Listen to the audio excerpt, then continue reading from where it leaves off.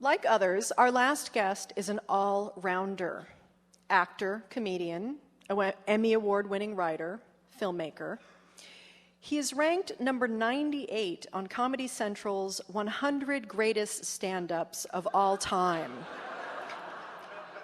But what the fuck do they know?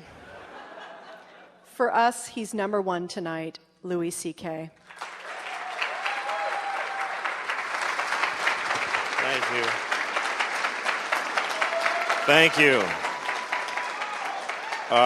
Thank you. I'm really honored to be here. I'm happy just to be here as a ticket holder, just to watch everything that's happened. The Stiller family, and that was crazy, and Kevin, and the guy that looks like Dick Cheney at the end there. A very, very nice version of Dick Cheney.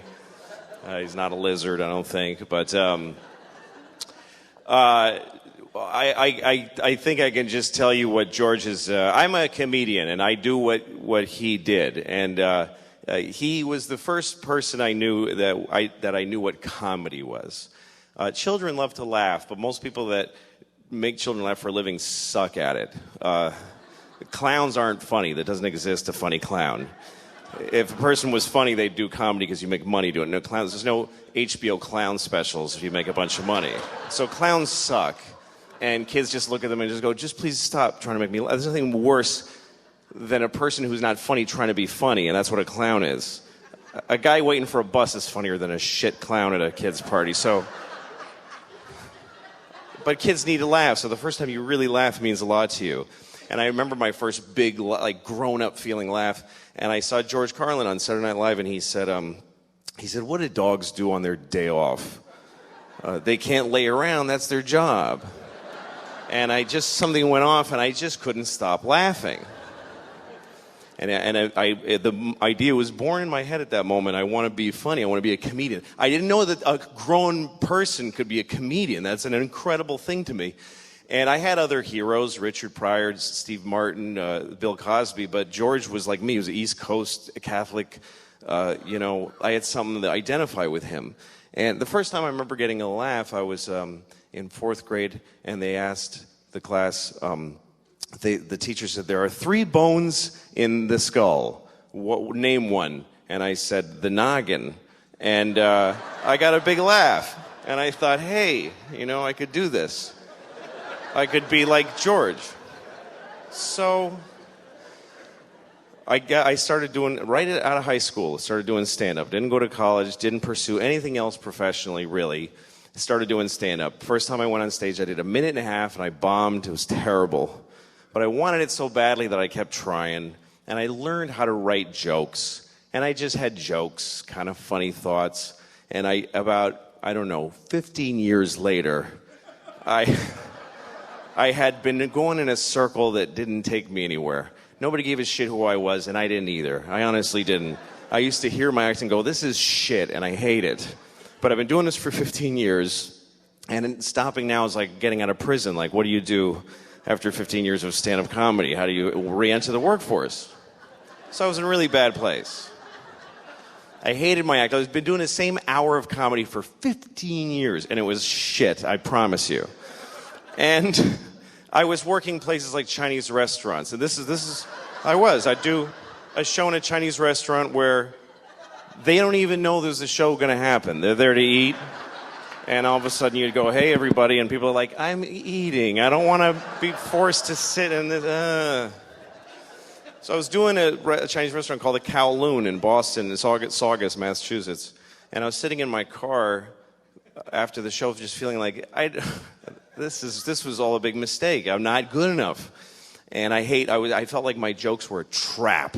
And I listened to a CD of George talking about comedy and the workshopping it and talking about it seriously. And the thing that blew me away about this fellow was that he just kept putting out specials. Every year there'd be a new George Carlin special, a new George Carlin album. They just kept coming, and each one was deeper than the next. And I just thought, how can he do that? And it made me literally cry that I could never do that. I was telling the same jokes for 15 years. So I'm listening, and they ask him, how do you do all this material? And I'm like, eh. And And I hear him, and he says, well, I just decided every year I'd be working on that year's special. And I'd do the special, and then I'd just chuck out the material. And I'd start again with nothing. And I thought, that's crazy. How do you throw away? It took me 15 years to build this shitty hour. If I throw it away, I got nothing. But he gave me the courage to try, and also I was desperate. What the fuck else was I going to do? This idea that you throw everything away and you start over again. And I thought, well, okay, when you're done telling jokes about airplanes and dogs, and you throw those away, what do you got left? You can only dig deeper. Start talking about your feelings and who you are. And then you do those jokes and they're gone. You got to dig deeper. So then you start thinking about your fears and your nightmares and doing jokes about that. And then they're gone. And then you start going into just weird shit. Yeah, eventually you get to your balls. But there's a whole... It's a process that I watched him do my whole life, and I started to try to do it. And I started to think, because he says whatever he wants. What do I really want to say that I'm afraid to say? And at the time I was a father. I am still a father. But at the time, I didn't take off yet. The jury's out. My oldest is 8. I could still split. So far, I'm still there. I was having a hard time being a father. And I wanted to say it on stage. And one night I thought, okay, forget all the old jokes. I'm going to start again. And I thought of the first thing. I said, I can't have sex with my wife, because we have a baby, and our baby's a fucking asshole. It's just what I was feeling, and I said it. And the audience went, whoa! And I thought, oh, I'm somewhere new now. And I said... something like, I never used to get babies in the garbage, but now I understand it. And they did that. And I thought, I'd rather have that than the shit tepid laughter for my 15-year-old jokes. So I started going down this road. And he was always the beacon for me, always, this guy. He always gave me the courage. He says, the line that Kevin quoted, where he said people that abortion rallies are usually anti-abortion rallies are people you wouldn't want to fuck in the first place. He opened a special with that at Carnegie Hall. He comes out on stage. You have to watch it, and he doesn't milk the crowd for applause. They're applauding, and he goes, they're all going, George, and he goes, yeah. I got to get this out. You ever notice the people anti-abortion rallies are people you want to fuck in the first place?